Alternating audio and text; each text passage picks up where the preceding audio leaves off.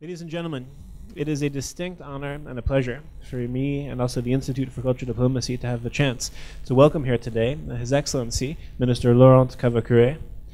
Distinguished guests, Your Excellencies, we have many prominent members in the audience, some of our young leaders, some of the members of the African diaspora, and also friends of the Institute for Cultural Diplomacy.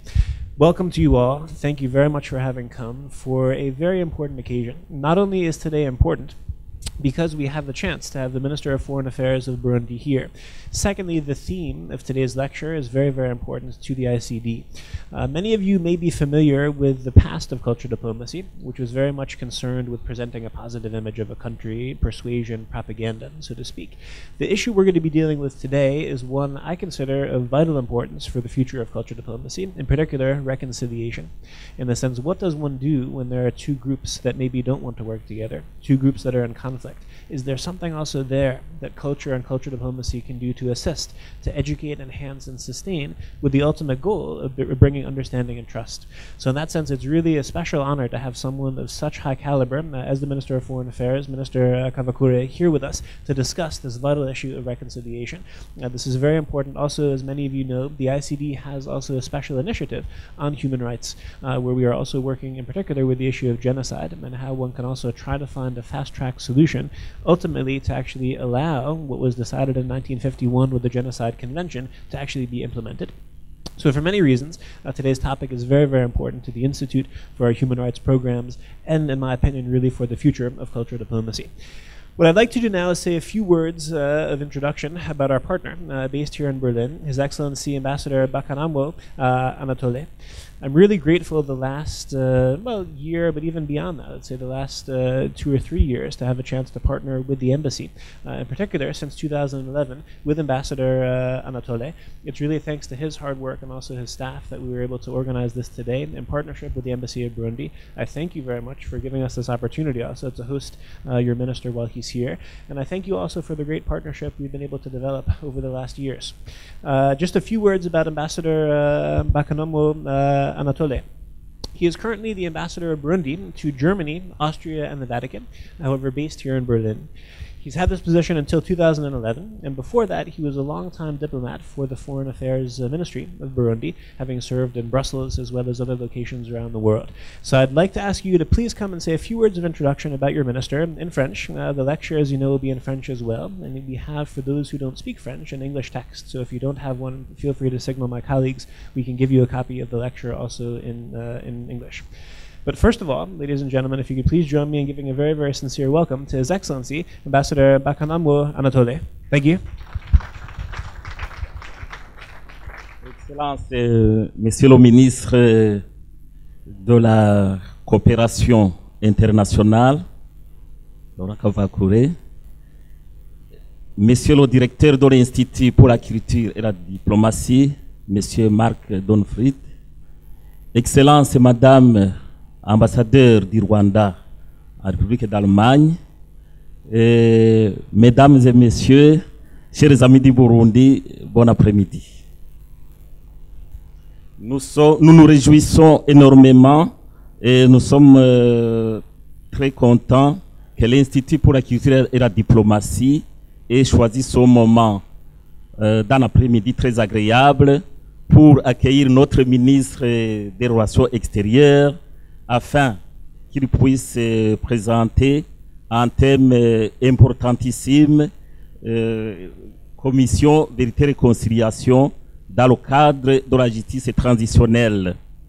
Thème qui a été développé depuis les accords d'Arusha de 2000. Le ministre de la Coopération internationale du Burundi n'est plus une personne à présenter. Il fut longtemps directeur des écoles au Burundi. Il a été très récemment ambassadeur du Burundi à Bruxelles et au niveau de l'Union européenne. Il a été aussi conseiller principal du président de la République du Burundi, son Excellence Pierre Nkurunziza, pour les questions politiques et diplomatiques. Et maintenant, donc, il est le patron de la diplomatie burundaise. Et je ne vais pas entrer en détail concernant le thème qu'il va nous présenter. Je lui laisse la parole.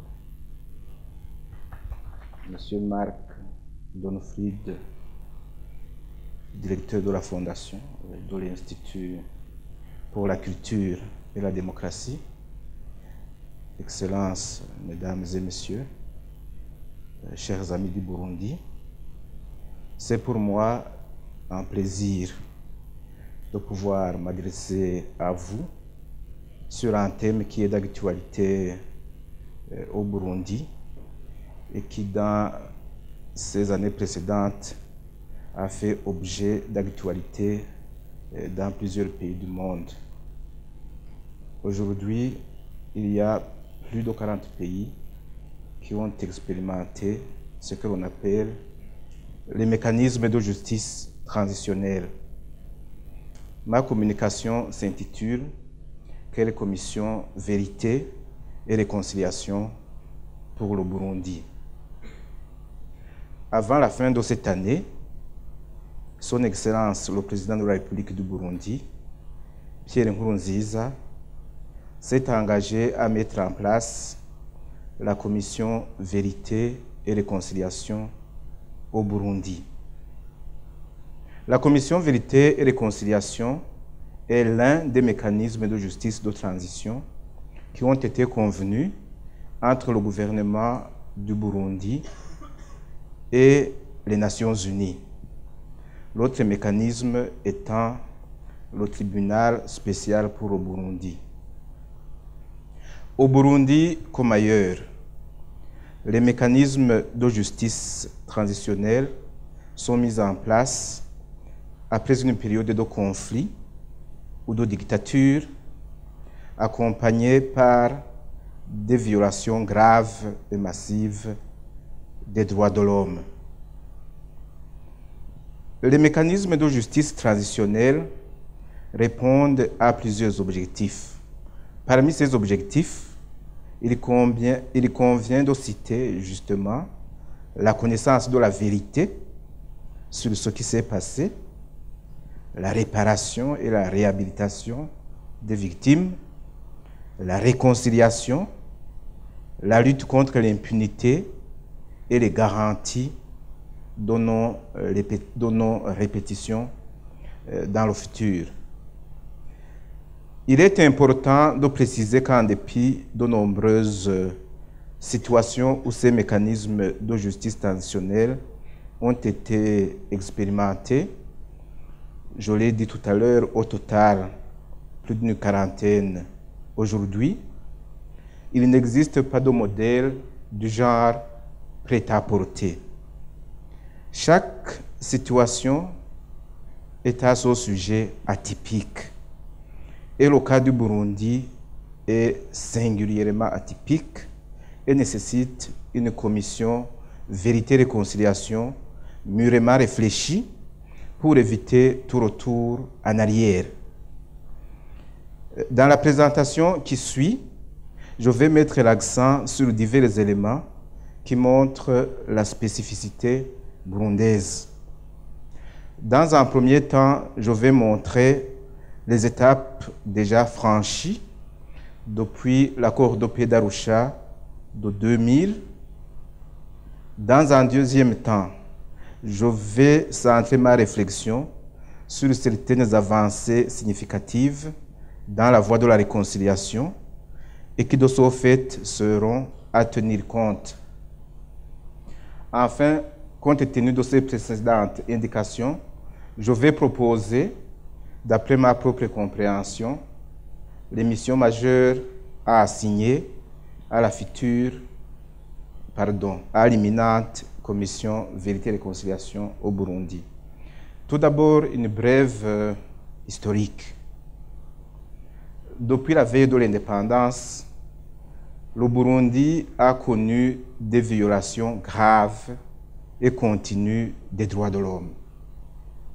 Le 1er juillet 1962, l'indépendance a été proclamée dans un climat encore profondément marqué par l'assassinat du prince Louis Rwagasore le 13 octobre 1961 et les assassinats de plusieurs leaders syndicalistes chrétiens à Kamenge en janvier 1962. Donc déjà à l'indépendance, le climat était déjà morose. Durant la période post-coloniale, des crises récurrentes ont plongé le pays dans la désolation. Les années 1965, 1969, 1971, 1972-73, 1988, 1991 et de 1993 à 2008 ont été particulièrement sombres. Les auteurs des violations des droits de l'homme sont restés impunis. La vérité a été occultée et les victimes vivent toujours des frustrations. Pour aborder ce passé sombre, il s'est avéré indispensable de proposer la mise en place de mécanismes de justice transitionnelle. Dans ce processus, il est important de mentionner les étapes suivantes. L'accord de paix d'Arusha du 28 août 2000. Cet accord a été conclu pour mettre fin à la longue guerre civile déclenchée au lendemain du coup d'État perpétré le 21 octobre 1993 contre les institutions démocratiquement élues. Cet accord préconise la mise en place d'un triple mécanisme, à savoir la mise en place d'une commission d'enquête judiciaire internationale, l'établissement d'un tribunal pénal international, la création d'une commission nationale pour la vérité et la réconciliation. Ça, c'est la première étape que je voulais mentionner. La deuxième étape est constituée par ce que nous appelons la mission Kalomo. Dans les négociations entre le gouvernement et les Nations Unies qui ont suivi pour la mise en place de l'accord d'Arusha, il a été décidé l'envoi d'une mission d'évaluation au Burundi qui était présidée par M. Kalomo, qui était sous-secrétaire général aux affaires politiques des Nations Unies à l'époque. En juin 2005, si vous suivez la chronologie, c'est 5 ans après la signature d'Arusha, l'option a été de mettre en place un double mécanisme composé d'un mécanisme non judiciaire sous forme d'une commission vérité et réconciliation et d'un mécanisme judiciaire sous forme de tribunal spécial pour le Burundi. Une troisième étape a été constituée par ce que nous appelons au Burundi le comité de pilotage tripartite. En mars 2007, un autre pas a été franchi dans les négociations entre le Burundi et les Nations Unies. Un consensus s'est dégagé sur la nécessité d'organiser préalablement des consultations nationales et d'en confier la conception et la mise en œuvre à un comité de pilotage tripartite composé par des représentants du gouvernement, de la société civile et des Nations Unies. Ces consultations ont été organisées de juillet à décembre 2009 au Burundi et à la mi-mars 2010 pour les Burundais vivant en Afrique de l'Est et en Europe. Au total, environ 4800 Burundais ont servi d'échantillon pour répondre au questionnaire. Le rapport a été remis au président de la République le 8 décembre 2010. Le comité technique chargé de la préparation de la mise en place des mécanismes de justice transitionnelle au Burundi.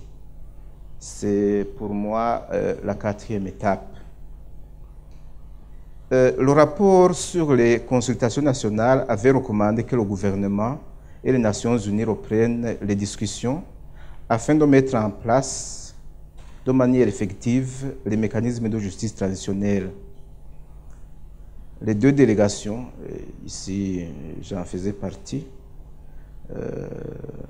nous nous sommes rencontrés en mai 2011 à Genève. Les échanges ont porté sur l'agenda, à commencer par la sévère. Il était entendu qu'au mois de janvier de cette année, le gouvernement du Burundi mette en place le premier mécanisme, à savoir la commission Vérité et Réconciliation, quitte à mettre en place beaucoup plus tard le deuxième mécanisme, à savoir le tribunal spécial pour le Burundi. Mais nous avons convenu que la mise en place de la commission Vérité et Réconciliation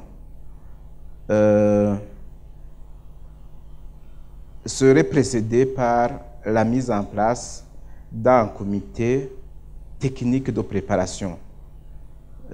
On ne voulait pas faire les choses au hasard. Et ce comité technique que j'ai eu le privilège de présider a remis au président de la République son rapport en octobre 2011. Mais il avait été convenu aussi que ce rapport fasse l'objet de larges consultations avec les différentes forces politiques et sociales du pays, avec les différents partenaires.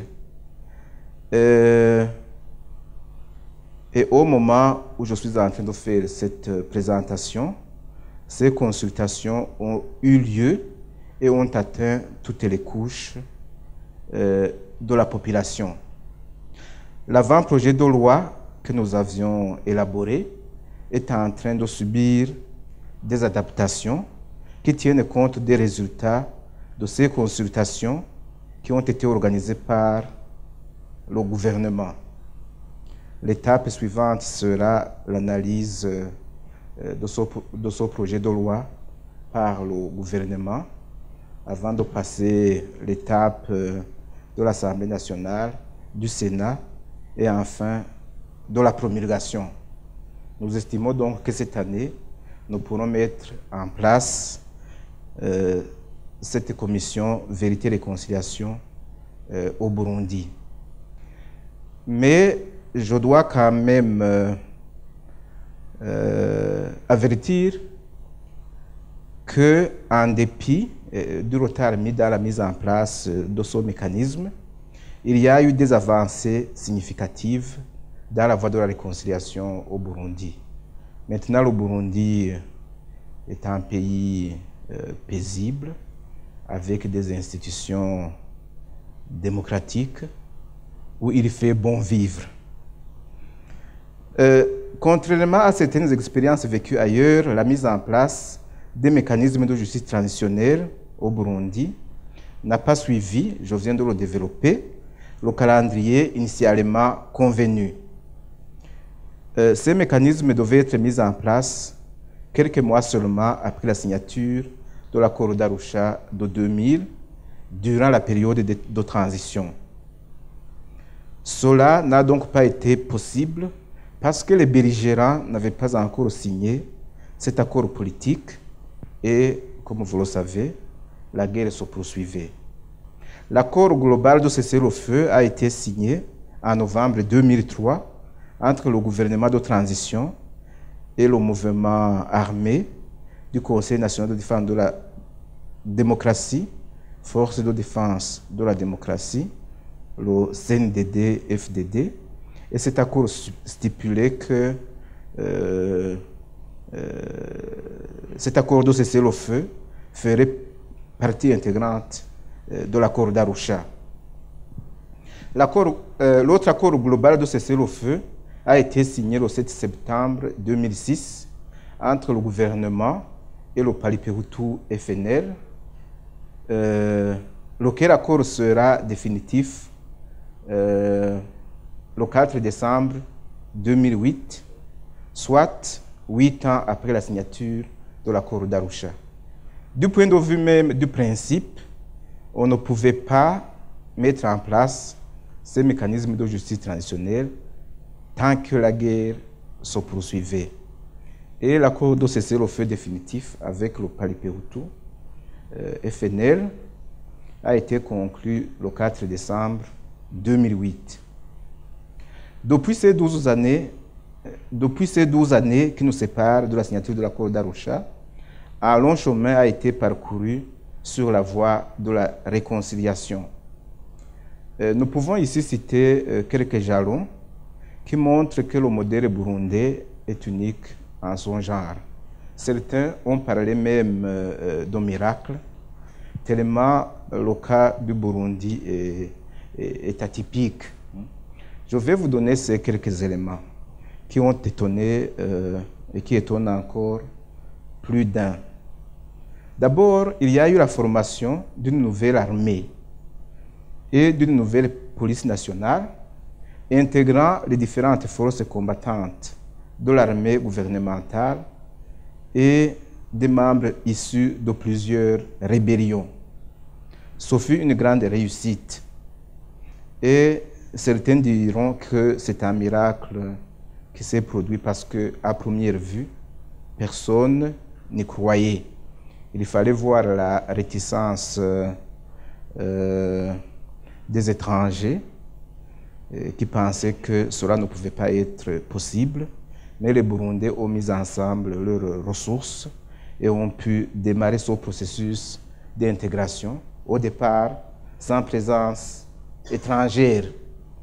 Aujourd'hui, nos forces de défense et de sécurité jouissent d'une renommée internationale, cela vous le savez, et sont sollicitées au niveau des opérations de maintien de la paix dans plusieurs pays, comme le Soudan et surtout la Somalie, où nous avons le plus fort contingent, la Côte d'Ivoire au niveau de la police, Haïti, et même aujourd'hui en Syrie, parmi les observateurs internationaux, des Burundais figurent dans ce groupe des observateurs internationaux.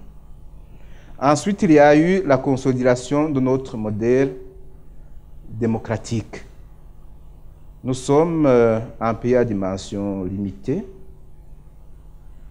Je ne peux pas dire un petit pays, mais nous avons plusieurs dizaines de partis politiques. 2 séries d'élections démocratiques ont déjà été organisées avec succès et dans la transparence la plus totale.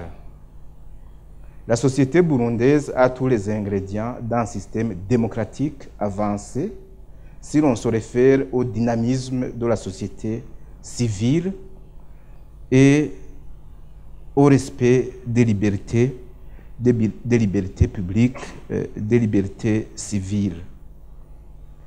On peut citer en 3e position le retour des centaines de milliers de réfugiés, leur accueil et leur réinsertion socio-professionnelle. Le mouvement a été massif et les problèmes liés à la terre et à la récupération des biens sont généralement réglés à l'amiable par la commission terre et autres biens. Le Burundi était jadis classé parmi les grands producteurs de réfugiés et maintenant, à part quelques poches résiduelles, le Burundi n'a pas de réfugiés, alors qu'il y a quelques années, c'était par des centaines de milliers. Enfin, et sans être exhaustif, nous pouvons citer, pour le cas du Burundi, le modèle de cohabitation ethnique. Dans un monde qui connaît souvent des déchirements à caractère ethnique, nous réussissons à créer une harmonie entre les différentes composantes ethniques de notre société. La question a été abordée sans tabou et le phénomène d'exclusion est en phase de complète éradication. La société burundaise, dans toutes ses composantes, s'attelle le mieux qu'elle peut au développement du pays. Et enfin, la question centrale, quelle est la commission vérité et réconciliation pour le Burundi?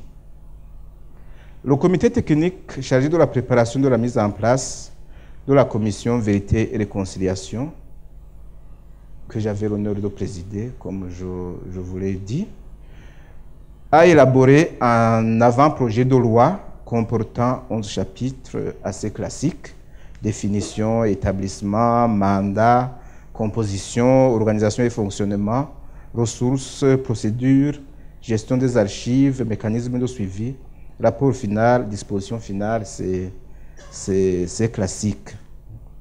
Mais cet avant-projet de loi qui a été rendu public et fait objet de larges consultations va certainement subir des adaptations pour tenir compte des préoccupations, des réactions et des inquiétudes que les différents partenaires ont exprimées. Cependant, au niveau du comité technique, nous avons donné plusieurs indications qui continuent de servir de base pour le travail qui est en train de se faire. D'abord, au niveau de la nature de la commission. La commission, cela a été dit, n'aura pas de pouvoir judiciaire. Elle sera une institution indépendante de tout pouvoir et neutre dans son fonctionnement. C'est classique, elle aura un mandat de 2 ans, pouvant être prorogé pour une période de 6 mois. Nous avons une préoccupation au Burundi, parce que les prochaines élections, c'est en 2010, et il ne faudrait pas que ces deux processus se chevauchent. C'est pourquoi nous devons organiser correctement les choses. Vous le savez, au Burundi, comme ailleurs, la période des élections est une période de vives émotions. Il ne faudrait pas que ces émotions liées aux élections et à la vérité et à la réconciliation puissent se chevaucher. Dans l'accomplissement de son mandat, la commission sera guidée par le souci d'établissement de la vérité, de la réconciliation nationale et du rétablissement de la dignité des victimes dans le respect des normes internationales contre l'impunité. Il va sans dire, nous sommes rendus suffisamment attentifs à cet aspect que les crimes internationaux, comme les crimes contre l'humanité, les crimes de guerre, les crimes contre le droit international. Maintenant, on ajoute les crimes de violence sexuelle et les crimes d'utilisation des enfants soldats dans les conflits. Ces crimes sont, sur le plan international, inamnistiables et nous sommes attentifs aussi à cet aspect. Maintenant, les missions. Nous avons inventorié une série de trois missions principales. Enquêter et établir la vérité sur les violations graves des droits de l'homme, du droit international humanitaire, commises durant la période allant de la date de l'indépendance, le 1er juillet 1962, au 4 décembre 2008, date de la fin de la belligérance. C'est vraiment une longue période, comptez les années. C'est un travail titanesque qui devra être réalisé. Deuxième mission, qualifier toutes les violations indiquées précédemment à l'article précédent, mais tout en précisant que la qualification établie par la Commission Vérité et Réconciliation sera indicative et ne pourra lier les instances judiciaires. On pourra même être plus précis et dire que la Commission Vérité et Réconciliation n'aura pas la compétence de qualifier les crimes internationaux. Troisième mission publiée, cela va de soi, publier la liste des personnes disparues, assassinées, et celle des victimes et des témoins qui l'acceptent, selon les cas et en respectant le principe de la présomption d'innocence, publier les noms des présumés auteurs, la liste des personnes, autant burundaises qu'étrangères, qui sont distinguées dans la protection des vies humaines pendant les différentes crises. Il va sans dire que ces exemples, partout, on les relève et on procède à des décorations. La liste des victimes qui ont accordé le pardon, ainsi que celle des auteurs ayant bénéficié du pardon, sans toutefois porter préjudice au travail du tribunal spécial. Et enfin, il y aura des recommandations. Elle va recommander des poursuites pénales. Elle va recommander un programme de réparation comportant à la fois des mesures individuelles et collectives, tant matérielles que morales et symboliques. Cela va de soi. La reconnaissance des victimes, la reconnaissance du statut de victime, avec des gestes symboliques. La mise en place d'un programme d'action visant à promouvoir le pardon et la réconciliation. C'est la question qui m'était posée tout à l'heure. Ici, on va exploiter les canaux culturels, l'érection sur des sites identifiés de monuments de la réconciliation et de la mémoire au niveau national, provincial et local, et recommander aussi les réformes des institutions pour garantir la non-répétition des événements du passé, afin de bâtir une société burundaise juste et démocratique.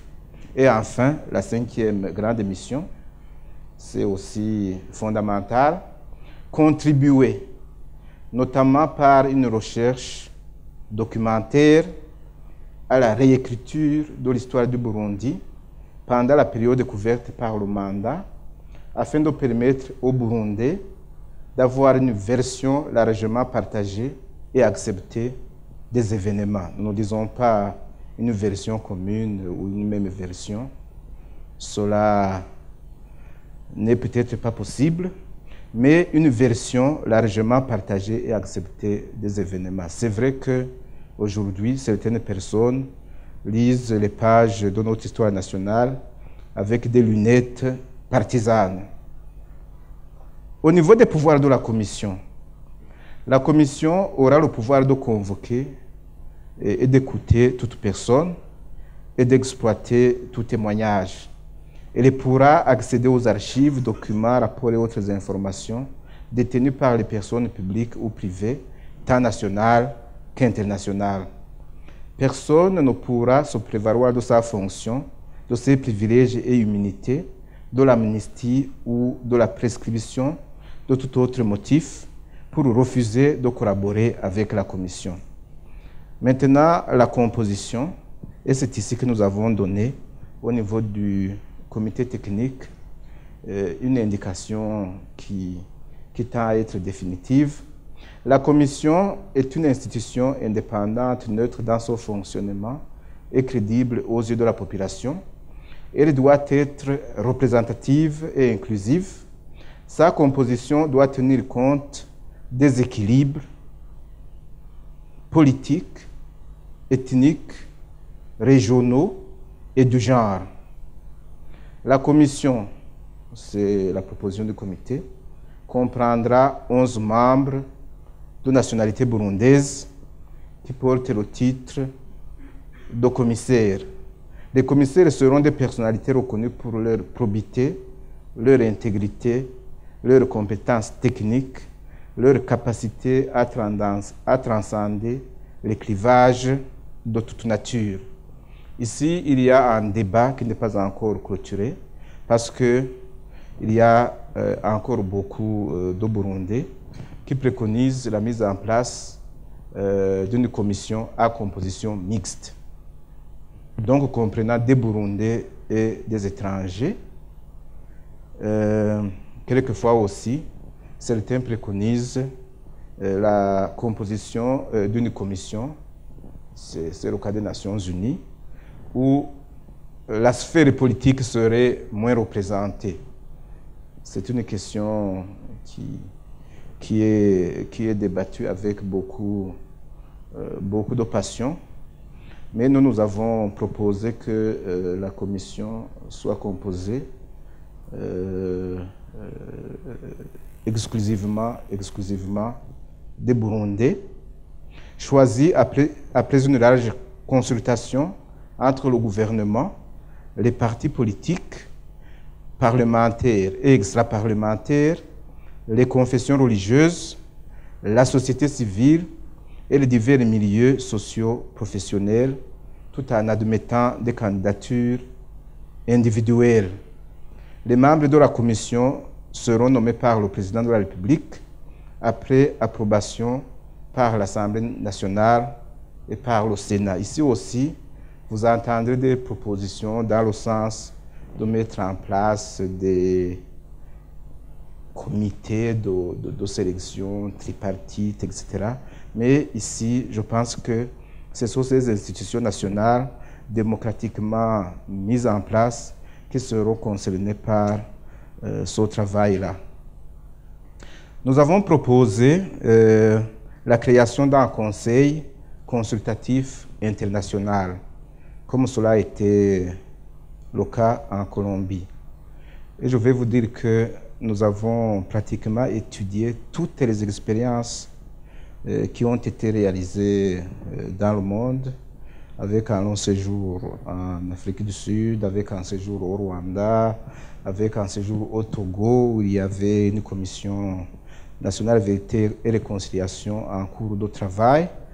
Et nous avons proposé qu'il y ait un conseil consultatif international plutôt qu'une commission vérité et réconciliation mixte composée de Burundais et d'étrangers.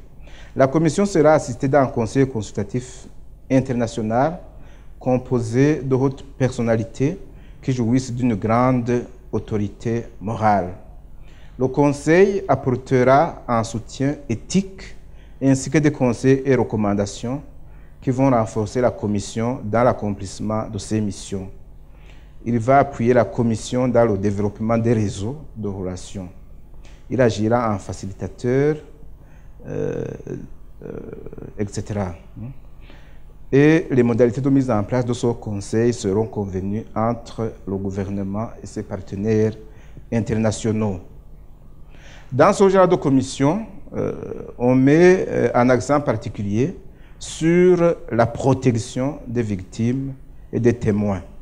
La commission devra établir et mettre en œuvre un programme de protection des victimes et des témoins, ainsi que les membres de leur famille dont la sécurité peut être mise en danger en raison de leur participation à ce processus.